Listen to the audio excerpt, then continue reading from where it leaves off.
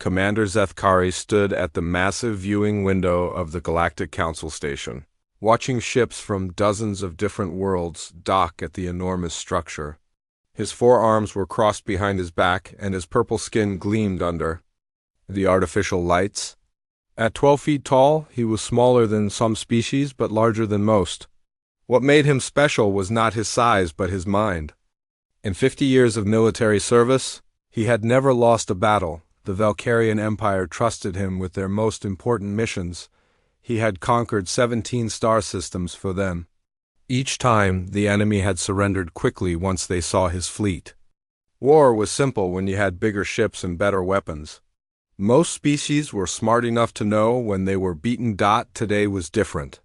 Today, the Council was meeting to discuss a new species that had been discovered in a distant part of the galaxy.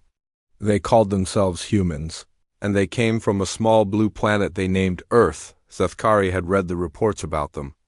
They seemed like every other primitive species the Council had found before. The great doors of the Council chamber opened with a deep sound that echoed through the halls. Zethkari walked inside, his heavy boots clicking on the metal floor. The chamber was huge, with seats arranged in circles that went up toward the ceiling. Representatives from 43 different species sat in those seats, all of them more advanced than the humans they were about to discuss. Ambassador Krelthuk of the Zentari Collective was already speaking when Zethkari took his seat. The insect-like being clicked his mandibles as he talked. The humans have barely left their home system. Their fastest ships would take hundreds of years to reach us. They are no threat to anyone here. A few other representatives nodded in agreement. High Counselor Vexstar, whose species had been part of the Council for over 1,000 years, raised one of his tentacles. We have observed their military capabilities. They still use projectile weapons that fire metal bullets. Their largest warships are smaller than our transport vessels. They have no energy shields, no plasma weapons, no faster-than-light communication systems. Zethkari looked at the holographic display floating in the center of the chamber. It showed the human solar system with Earth at its center. 9 planets orbited their star, and the humans had barely managed to establish small colonies on 2 of them. Their entire space fleet consisted of fewer than 100 ships, most of which were used for moving cargo between planets. They sent a diplomatic mission to make contact with us, Counselor Vexstar continued. A single ship with a crew of 12. They want to join the Galactic Council as equals. The chamber filled with sounds that passed for laughter among the various species. Equals, a species that has not even mastered basic energy manipulation, wants to sit among us as equals. The main doors opened again, and Zethkari turned to see the human diplomatic party enter the chamber. He had seen pictures of humans before, but this was his first time seeing one in person. They were small, standing only about 6 feet tall. Their skin was a light brown color, and they had hair growing from the tops of their heads. They wore simple blue uniforms that looked almost primitive compared to the advanced materials worn by other species. The human leading the group was introduced as Captain Jake Morrison. He walked with confidence despite being surrounded by beings who could crush him without effort. His eyes moved around the chamber, taking in everything he saw. When those eyes met Zethkari's, the commander felt something strange. There was no fear in the human's gaze, no sign that he felt intimidated by the massive alien beings around him. Captain Morrison walked to the center of the chamber where speakers usually stood.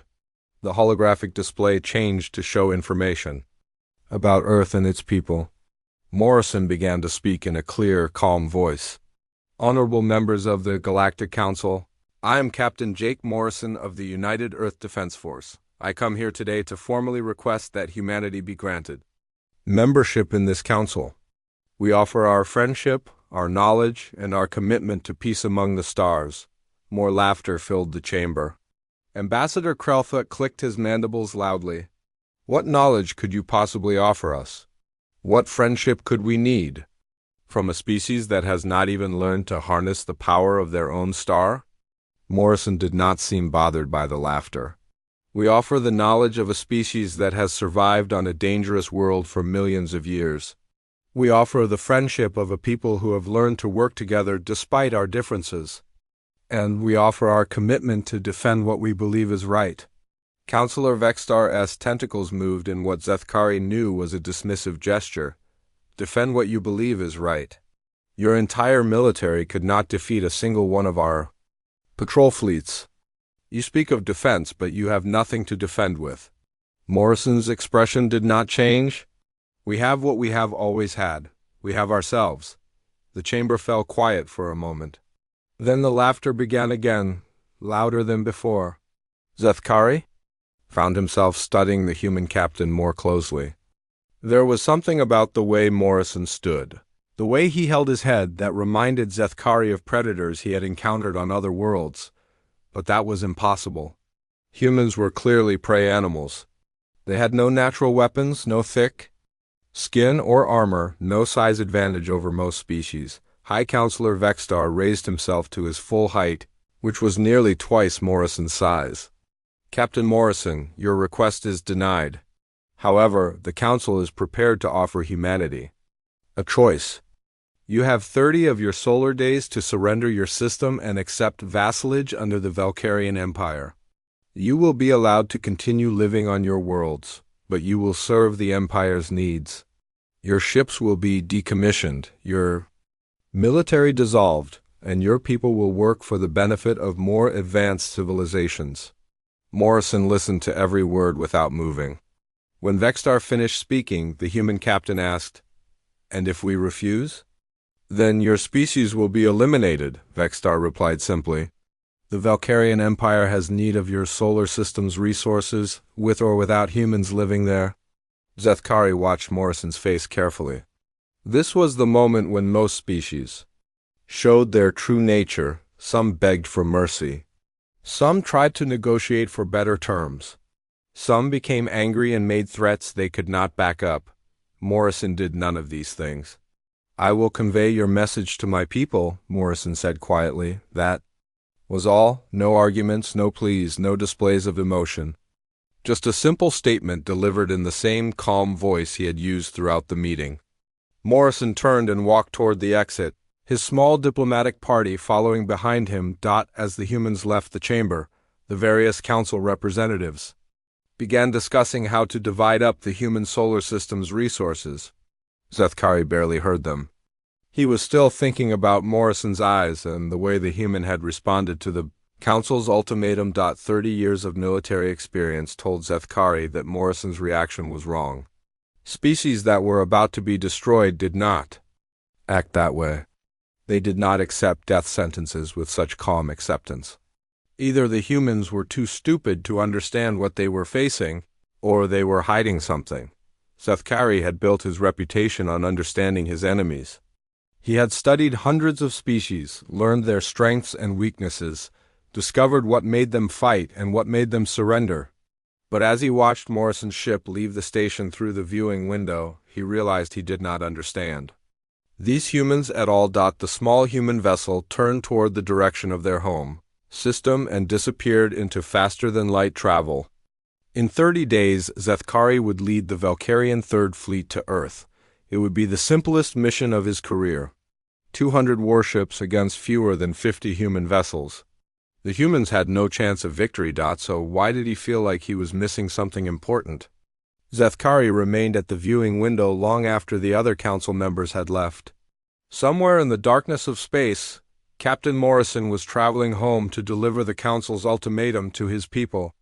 In 30 days, Zethkari would follow that same path and finish what the council had started. He had no idea that he was about to learn the difference between conquest and war. 23 days had passed since the council meeting. Commander Zethkari stood on the bridge of his flagship, the Void Crusher, watching his fleet prepare for departure. 200 warships floated in perfect formation around him. Each ship was larger than anything the humans possessed. Each carried enough firepower to destroy a city. The Valkyrian Third Fleet was the Empire's pride. Zethkari had used it to conquer the Meridian system in just 6 hours. The Thalassian rebellion had lasted only 3 days before they surrendered. No enemy had ever stood against the Third Fleet for more than a week. Today would be even easier. The human fleet consisted of 47 ships, all of them smaller than his smallest destroyer. Their weapons were primitive projectile cannons and basic missile systems. Intelligence reports suggested they had no energy shields and no advanced armor. It would not even be a real battle. Commander, his second-in-command, Captain Veltar, approached with a datapad. Long-range sensors show the human fleet positioning themselves near the fourth planet in their system. They call it Mars. Zethkari studied the tactical display. The human ships were arranged in 3 defensive lines between Mars and Earth. It was a textbook formation, the kind taught to military academies across the galaxy. Simple, predictable, and completely useless against overwhelming firepower. How many ships? Zethkari asked. 47 confirmed. Their flagship appears to be called Liberty's Edge. Intelligence suggests it is commanded by Admiral Lisa Grant. Zethkari nodded. He had read Admiral Grant's file.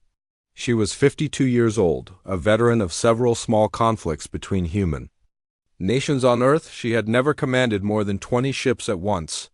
Against his 200 vessels, her experience meant nothing.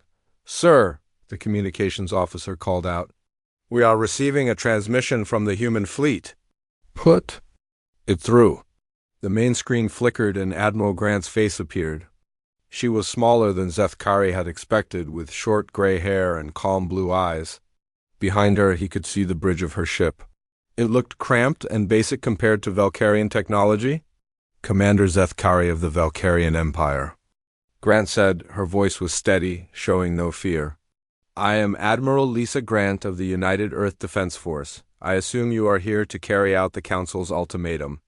"Correct," Zethkari replied. "You have 7 days remaining. Surrender now, and your people will be allowed to live as servants of the Empire. Continue to resist, and you will all die." Grant was quiet for a moment, then she smiled. It was not a happy smile. "Commander, I want you to understand something. The Council asked us surrender our freedom, our independence, and our future. They offered us slavery in return for our lives. That is not an acceptable trade. Then you choose death. We choose to fight for what is ours," Grant said. "But I want to make you an offer first. Turn your ships around and leave our system. Go back to the Council and tell them that humanity respectfully declines their ultimatum. Do this, and no one has to die today." The bridge of the Void Crusher fell. Silent. Several of Zethkari's officers made sounds that passed for laughter among Valkyrians. Captain Veltar shook his head in disbelief. "Admiral Grant," Zethkari said slowly, "you command 47 ships. I command 200. Your largest vessel is smaller than my smallest escort. You have no energy weapons, no shield systems, and no hope of victory. You are offering me terms of surrender?" "I am offering you a chance to live," Grant replied simply. The transmission ended. Zethkari stared at the blank screen for several seconds. Around him, his officers continued to make amused sounds. But Zethkari was not amused. He was beginning to feel the same uncomfortable sensation he had experienced during the council meeting. These humans were acting wrong. "Sir," the tactical officer reported, "the human fleet is moving into attack formation." Zethkari looked at the display. The human ships were advancing toward his fleet. Not retreating, not trying to hide behind their planet's defenses, but actually moving forward to engage. It made no tactical sense. "Reduce speed," Zethkari commanded. "I want to observe their capabilities before we destroy them. Order the first squadron to advance and engage. 20 ships should be more than enough." Captain Quinder, commanding. The first squadron acknowledged the order. 20 Valkyrian destroyers moved forward in perfect formation. Each ship was 3 times larger than the biggest human vessel. Their plasma cannons could punch through any armor the humans possessed. The human response surprised everyone. Instead of focusing their entire fleet against the advancing squadron, they sent only 5 ships forward. It was suicide. 5 small vessels against 20 advanced warships. The lead human ship was called Defiance Storm. Intelligence indicated it was commanded by Captain Ben Hayes, a career military officer with 15 years of experience. As Zethkari watched, Hayes led his small group directly at the Valkyrian formation. "They are not even trying to use evasive maneuvers," Captain Veltar observed. "They are flying straight at our ships." The Valkyrian destroyers opened fire. Bright beams of plasma energy reached across space toward the approaching human vessels. The first volley should have destroyed all 5 ships instantly. Instead, something unexpected happened. The human ships began to move in ways that seemed impossible. They twisted and turned through space, dodging the plasma beams with incredible precision. Their small size, which had seemed like a weakness, suddenly became an advantage. They were too fast and too agile for the Valkyrian weapons to track effectively. "How are they doing that?" Veltar demanded. Zethkari studied the tactical readouts. The human ships were pulling maneuvers that should have killed their crews from acceleration forces. No biological creature could survive the G-forces those ships were generating. The defiance storm broke through the Valkyrian formation and fired its weapons. Primitive nuclear missiles launched from its hull, followed by what appeared to be simple kinetic projectiles. The Valkyrians had good reason to feel confident. Their energy shields could easily stop such basic weapons. The missiles struck the shields of the destroyer Blade of Vengeance and exploded harmlessly. The Valkyrian crew probably felt relieved for exactly 3 seconds. Then the kinetic projectiles arrived.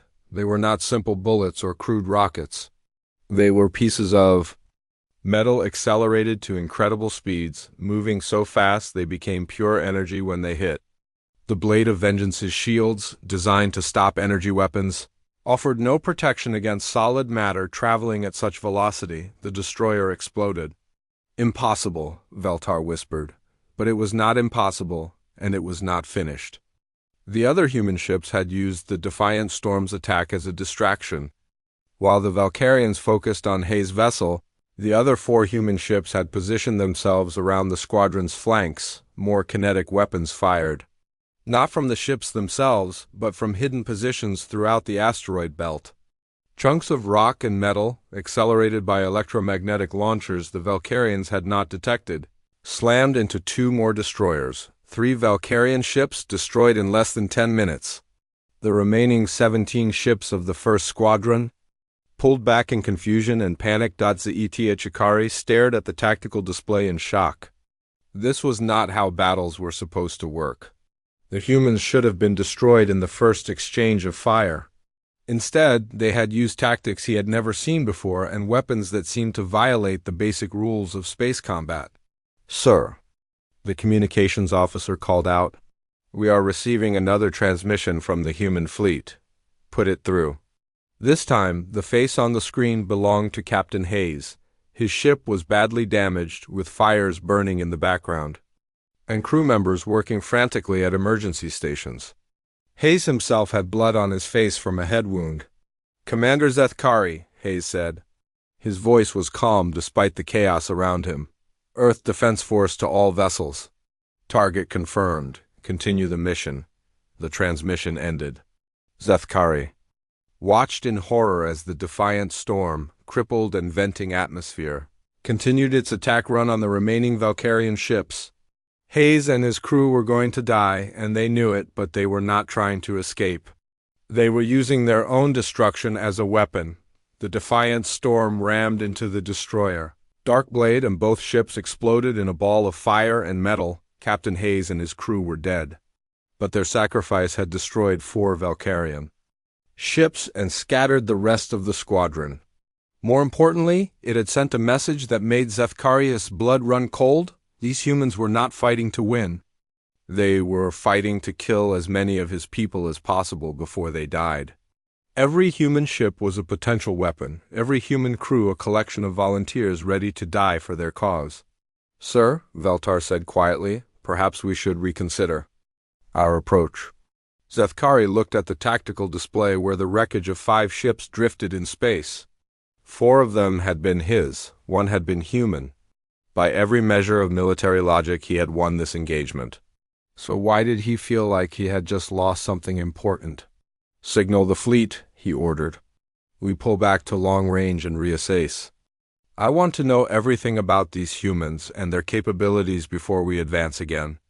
As the Valkyrian fleet retreated, Admiral Grant's voice came over the communications channel one more time. Commander Zethkari had not slept in 3 days. His fleet remained at long range from the human positions, trying to understand what had gone wrong in their first engagement. The loss of 4 ships should have been a minor setback. Instead, it felt like a warning of worse things to come. "Sir," Captain Veltar approached with another report. "Long-range sensors are detecting unusual activity throughout the human system. Small ships moving between asteroids, energy signatures we cannot identify, and what appears to be construction activity on several moons." Zethkari studied the tactical display. The humans were doing something, but he could not figure out what. Their main fleet remained in defensive positions near Mars, but dozens of smaller vessels were moving through the outer system like busy insects. "Any word from High Command?" Zethkari asked. "They are sending reinforcements from the 2nd and 4th fleets. Admiral Krexmar will arrive in 6 days with another 100 ships. The Council is also dispatching forces from the Zentari Collective and the Morphean Republic. 300 additional ships. Any reasonable enemy would surrender when faced with such overwhelming force."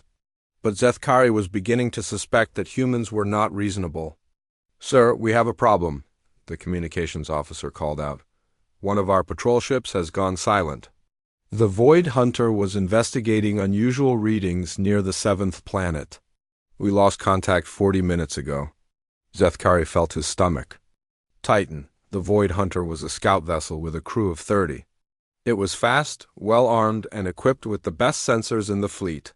If something had happened to it, the humans were more dangerous than anyone had realized. "Send the Storm Rider to investigate," he ordered. "Full stealth mode, passive sensors only." 20 minutes later, the Storm Rider found the wreckage of the Void Hunter drifting near the ice giant the humans called Neptune. The scout ship had been cut apart with surgical precision. Its engines were destroyed, its weapons disabled, and its communications equipment removed. But most of the crew compartments were intact. "Sir," the Storm Rider's captain reported, "we are detecting life signs aboard the wreck. Some of the crew survived. Bring them back immediately." The rescue took another hour. When the survivors were brought aboard the Void Crusher, Zethkari questioned them personally. What they told him made no sense. "They came out of nowhere," said Lieutenant Kexenal, the Void Hunter's tactical officer. "Our sensors showed empty space, then suddenly there were humans everywhere. They were wearing some kind of suits that let them survive in vacuum. They cut through our hull with tools that looked primitive but worked better than our best equipment." "How many humans?" Zethkari asked. 12, maybe 15. "They moved through our ship like they knew exactly where everything was." "They disabled our weapons first, then our engines, then our communications. They did not kill anyone unless they had to." This was disturbing news. Humans had somehow infiltrated a Valkyrian scout ship, disabled it completely, and done so without unnecessary killing.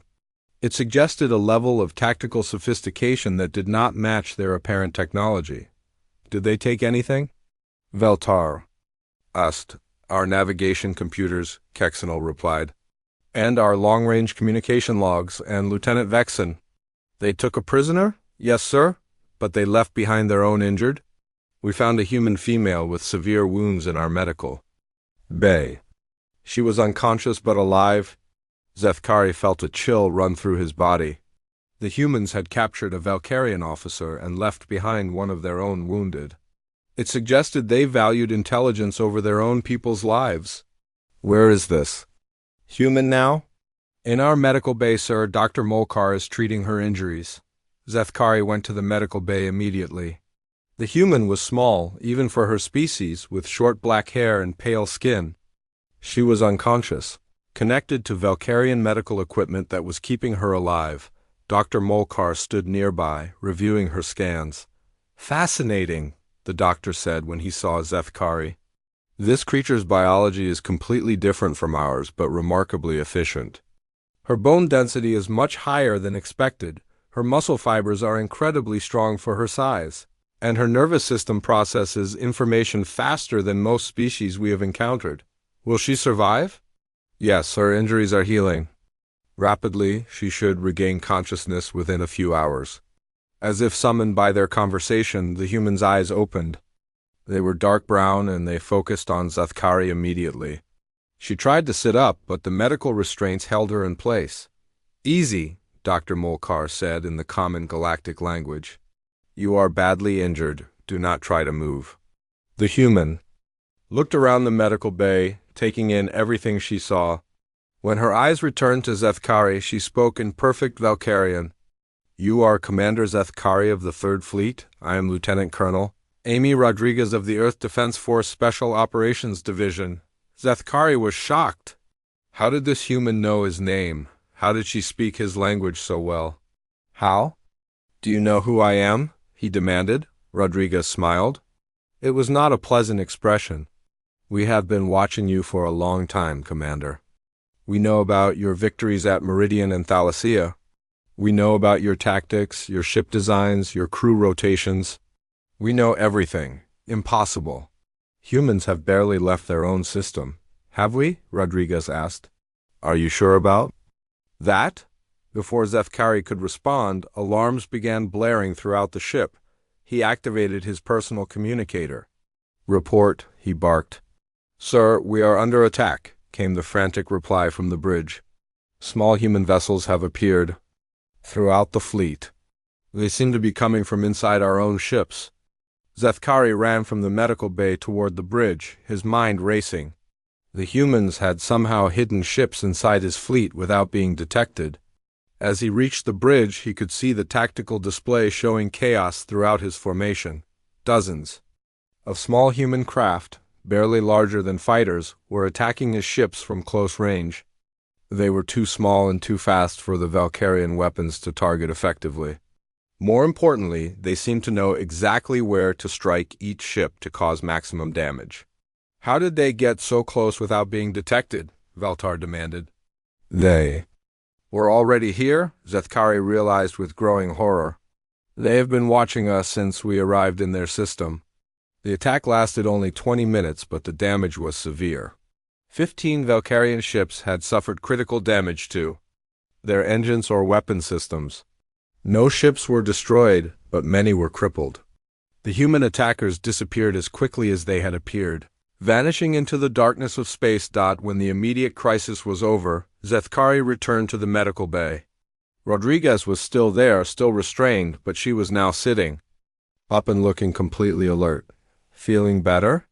She asked when she saw him. You knew this attack was coming, Zathkari accused. Of course I did. I helped plan it. You were captured. You were injured and unconscious? Rodriguez laughed. Was I? Or did we want someone inside your flagship to observe your capabilities and learn about your technology? Zathkari felt the world spinning around him. The boarding of the Void Hunter, the capture of Lieutenant Vexen, Rodriguez's convenient presence in his medical bay, it had all been planned. The humans had not just attacked his ships, they had infiltrated his fleet and gathered intelligence while making him think he was winning. What did you do to Lieutenant Vexen? He asked. Nothing harmful. We asked him some questions about Valkyrian biology, social structure, and military organization. He was very cooperative once we explained that his answers might prevent a larger war. What questions? Rodriguez's smile grew wider. Where is your homeworld? How many ships does your empire have? What other species are allied with you? How do your people reproduce? What do you need to survive? Each question hit Zathkari like a physical blow. The humans were not just fighting to defend their system. They were gathering information for a larger conflict. They were learning how to wage war against the entire Galactic Council. We also asked about something else, Rodriguez continued. We wanted to know about other species like us, other worlds that the Council has conquered or destroyed, other civilizations that might want to see the galactic order changed. There are no such species, Zathkari said automatically. Are you sure? In all your conquests, you never encountered a species that refused to surrender?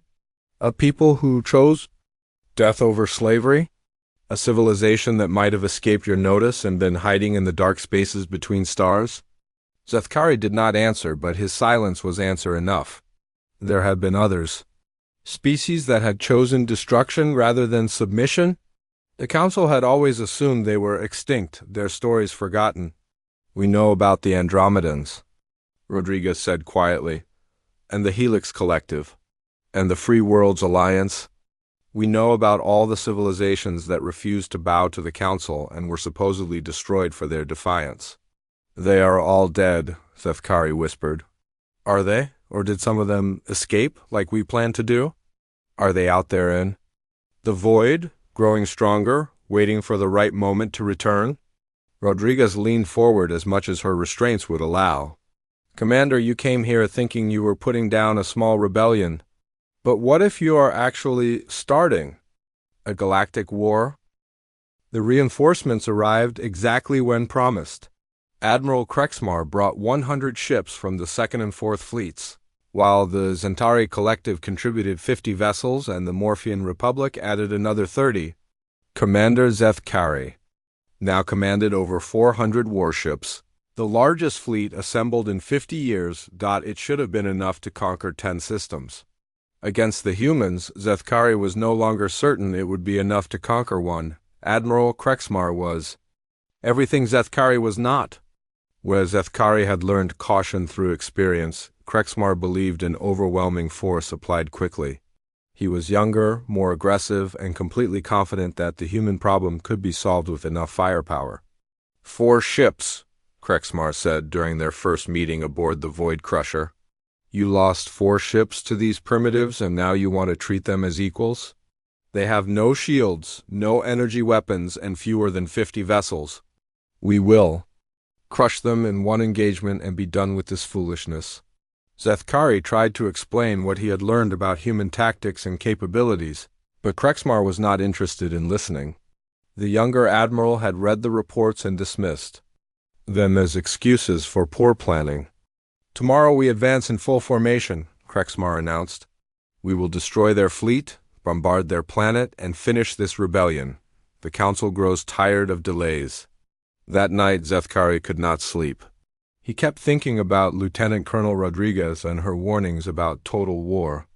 The human woman had been transferred to a prison ship, but her words haunted him. What if the humans were not just defending their system? What if they were planning something larger?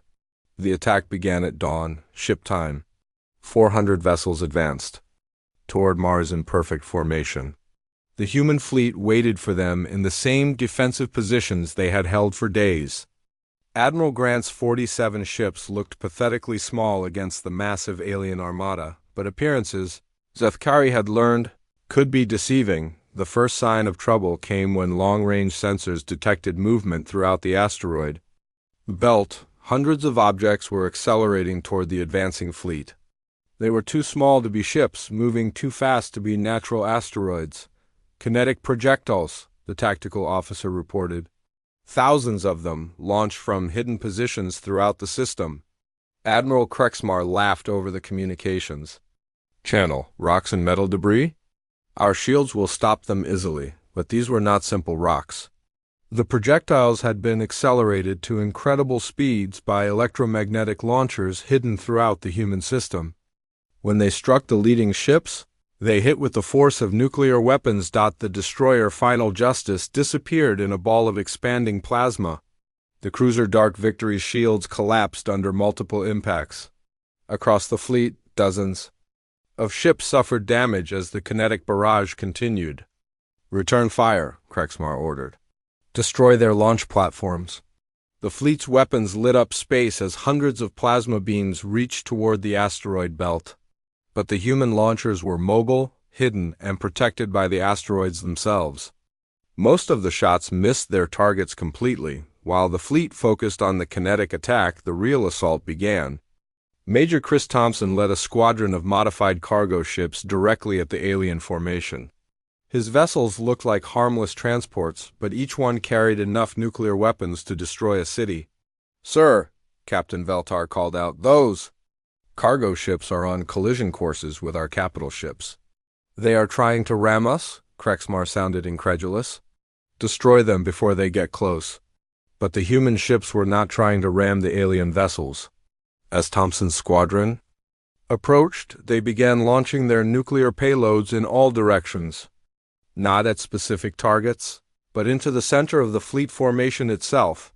The nuclear weapons detonated simultaneously, creating a massive electromagnetic pulse that disabled electronics throughout the alien fleet. Ships that had operated flawlessly for decades suddenly found their computers crashing, their weapons offline, their shields fluctuating. In the confusion that followed, the real human fleet attacked. Admiral Grant's ships, which had seemed to be waiting passively, suddenly accelerated to impossible speeds. They had been hiding their true capabilities, using only conventional engines while keeping their advanced propulsion systems secret. The Liberty's Edge led the charge directly at Admiral Krexmar's flagship, the Eternal Conquest. Grant's ship was a tenth the size of the massive Valkyrian dreadnought, but it moved like a fighter craft, dodging the heavy weapons that tried to track it. Impossible, Krexmar breathed as he watched the human ship weave through his defensive fire. Nothing that large should be able to maneuver like that. Grant's ship struck the Eternal Conquest not with weapons but with a boarding pod launched at close range. Within minutes, human soldiers were fighting inside the alien flagship itself. Sethkari watched the battle unfold with growing horror. This was not the simple engagement Krexmar had predicted. The humans were using tactics that seemed to violate the basic rules of space warfare. They turned their own ships into weapons, used their weakness as strength, and fought with a desperation that bordered on madness. "Sir," his communications officer called out, "we are receiving a transmission from Earth. It is being broadcast to the entire fleet. Put it through." The face that appeared on the screen belonged to a human Sethkari had not seen before. He was older, with gray hair and tired eyes. The identification text identified him as Dr. Pete Sullivan, Earth's chief xenobiologist. "Greetings, forces of the Galactic Council," Dr. Sullivan said in a calm, professional voice. "I am speaking to you from the Armstrong Research Station in Earth orbit. I want to share some information we have gathered about your species during this conflict." The transmission continued, and Sethkari felt his blood grow cold as Dr. Sullivan began to speak. The human scientist described Valkyrian biology in perfect detail. He explained their reproductive cycles, their dietary needs, their social structures. He discussed Zentari hive behavior and Morphean environmental requirements. "We have been studying you since the moment you entered our system," Dr. Sullivan continued.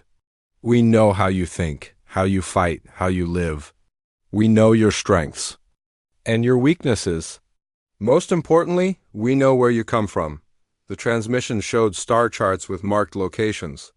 Homeworlds, colony systems, industrial centers, every major population center of the species fighting in the human system. "Velkara Prime," Dr. Sullivan said, highlighting the Valkyrian homeworld. "Population 8 billion, primary agricultural world. 3 small moons, limited orbital defenses.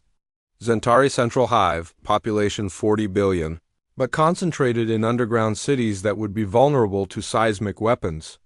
Morphia, a water world with most of its population living in floating cities that could be easily destroyed." Sethkari realized what the human was telling them. Earth knew where their families lived. Their children, their elders, their civilian populations. The humans were not just fighting to defend their system. They were prepared to wage extinction warfare against every species that threatened them. "We did not want this war," Dr. Sullivan continued. "We offered you friendship, cooperation, peaceful coexistence. You chose conquest instead? Very well. But understand this, if Earth falls, your homeworlds fall with us. We have prepared kinetic weapons, launched them years ago when we first discovered your existence. They are already in your systems, waiting for our signal." The transmission showed more star charts, projected flight paths of objects too small for most sensors to detect, traveling through space toward the homeworlds of every species in the Galactic Council. "This is a lie," Admiral Krexmar declared over the fleet communications channel. They are bluffing. Humans do not have the technology for interstellar weapons. But Zethkari was no longer certain of anything about human capabilities. If they could hide ships inside his fleet, if they could gather intelligence without being detected, if they could turn cargo vessels into electromagnetic weapons, what else could they do? We calculate that our kinetic projectiles will reach your homeworlds in approximately 18 months, Dr. Sullivan concluded. Unless, of course, this fleet withdraws from our system and the Galactic Council agrees to leave humanity in peace. The choice is yours. The transmission ended, leaving the alien fleet in stunned silence. Around them, the battle continued. Human ships darted between the larger alien vessels like wolves attacking a herd. They struck quickly, caused maximum damage, and disappeared before effective retaliation could be organized. Admiral Grant's voice came over the communications channel. Admiral Krexmar, this is your final warning. Order your fleet to withdraw, or watch your homeworlds burn in 18 months. We are prepared to die for our freedom. Are you prepared to let your entire species die for your pride? Krexmar's response was immediate and furious. All ships, focus fire on the human flagship. I want Admiral Grant and her ship destroyed now. But as the Valkyrian fleet concentrated their weapons on the Liberty's edge, they exposed themselves to attack from other directions. More human ships emerged from hiding positions throughout the system. These were not the cargo vessels or fighters they had seen before. These were purpose-built warships, sleek and fast. The battle had been raging for 6 hours. Admiral Krexmar's massive fleet was falling apart piece by piece. Of the 400 ships that had entered the human system, only 200 remained operational.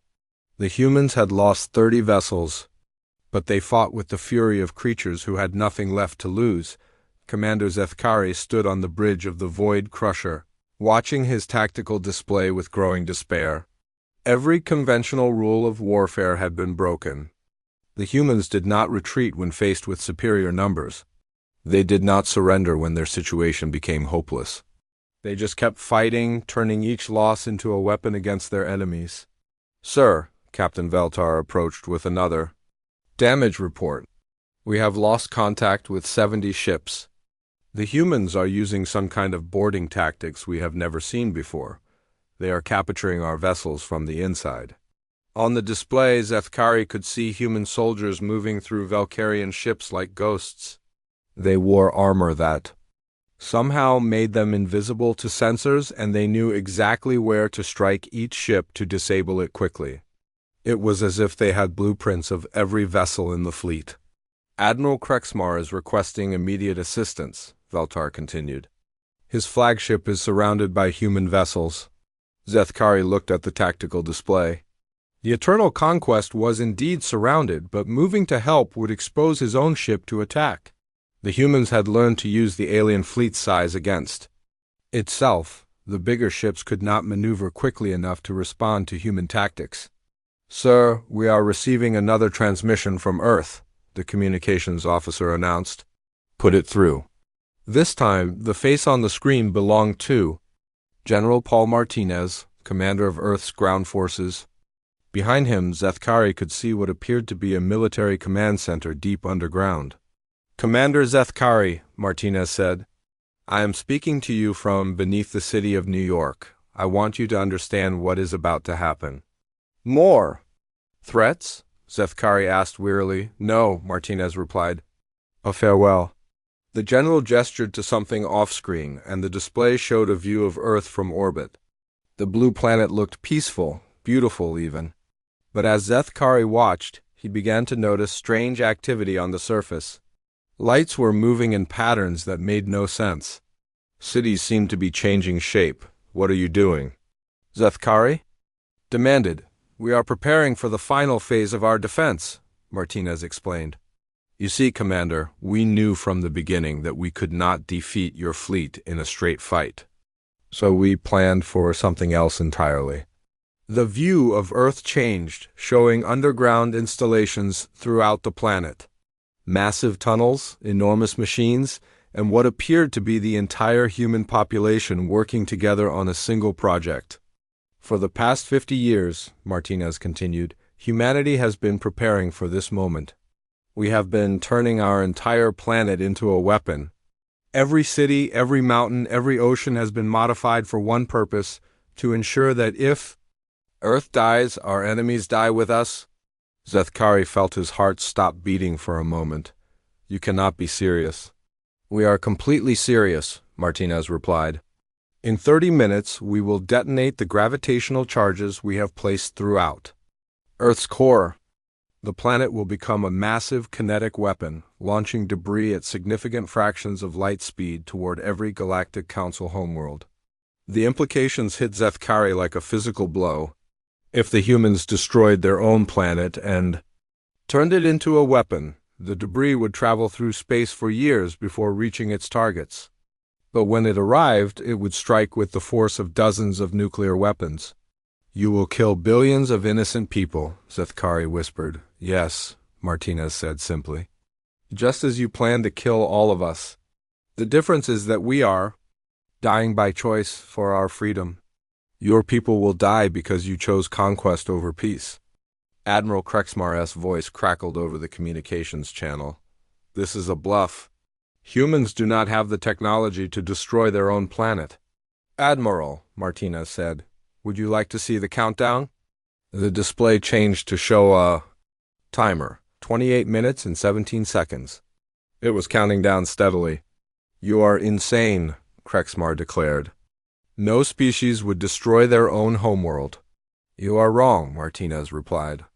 And in 27 minutes, you will understand why. The transmission from Earth ended, but it was immediately replaced by another. This one came from Captain Rebecca Stone, commanding a small human vessel at the edge of the solar system. This is Captain Stone aboard the exploration ship Distant Hope, she announced. I'm speaking for the human diaspora. While you have been focused on our homeworld, we have been evacuating selected populations to colony ships hidden throughout this system and beyond.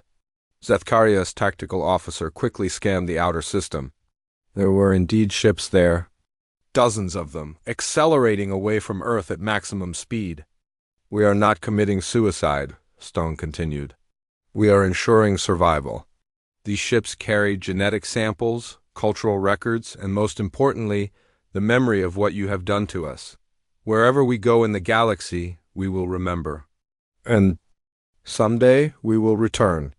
The countdown continued. 24 minutes.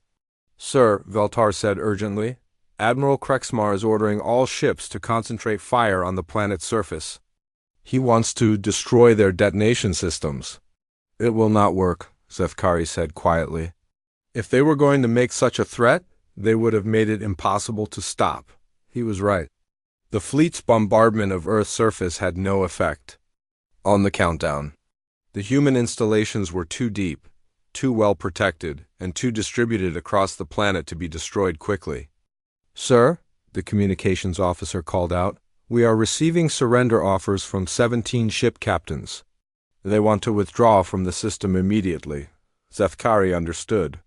The reality of what the humans were threatening had finally penetrated the minds of his fellow officers. This was not a battle for territory or resources. This was a species choosing mutual extinction rather than slavery. Admiral Grant's voice came over the channel one final time. Commander Zethkari, this is Admiral Grant. My ship is damaged and my fleet is scattered, but we have accomplished our mission. In 19 minutes, you will witness what happens when humanity decides that freedom is worth any price. Admiral, Zethkari said desperately, there must be another way. Some form of negotiation. There was, Grant replied. Captain Morrison offered it to you weeks ago. The Council chose war instead. Now you will learn what war means to a species that refuses to lose. 18 minutes. Across the alien fleet, panic was spreading. Ship captains were abandoning formation, trying to retreat to safe distances. But there was no safe distance from a planet-sized kinetic weapon. The debris would spread throughout the galaxy, and the targeting systems the humans had developed would guide it to its destinations with deadly precision. Sir, Veltar asked quietly. "What are your orders?" Zethkari looked at the countdown. 16 minutes. Around him, his bridge crew waited for instructions. They had followed him through dozens of battles, trusted his judgment in the face of impossible odds. Now he had to make the most important decision of his military career. "Signal the fleet," he said finally. "All ships are to withdraw to minimum. Safe distance and prepare for emergency jump to hyperspace. We are leaving the system." "Sir, Admiral Krexmar has not authorized retreat." "Then Admiral Krexmar can stay here and die with the humans," Zethkari replied. "I will not sacrifice my crew for the Council's pride." As his ship accelerated away from Earth, Zethkari watched the countdown reach its final minutes. The human planet looked peaceful from this distance, but he knew that beneath its surface, an entire species was preparing to die rather than surrender. At exactly 0. Earth disappeared. The planet did not simply explode. It came apart in a carefully controlled manner, sending massive chunks of matter racing through space at incredible speeds. Each piece had been precisely calculated to reach a specific target. The humans had turned their own death into a weapon of galactic destruction. Zethkari's ship jumped to hyperspace just as the shockwave reached them. As they fled toward Valkyrian space, he thought about Admiral Grant's final words and Captain Stone's promise of return. The humans were extinct. Their planet was gone, their fleet destroyed, their resistance crushed. By every measure, the Galactic Council had won, but Zethkari knew the truth. The humans had not lost. They had simply changed the rules of the game. They had shown the galaxy what total war meant, and they had made it clear that some species would rather die than submit. Somewhere in the darkness between stars, human colony ships were carrying survivors to new worlds. They would remember Earth, remember this lesson, and someday they would return to teach it to others. The age of easy conquest was over. The galaxy would never be the same. And Commander Zethkari, veteran of 17 campaigns, had finally learned the difference between winning and victory.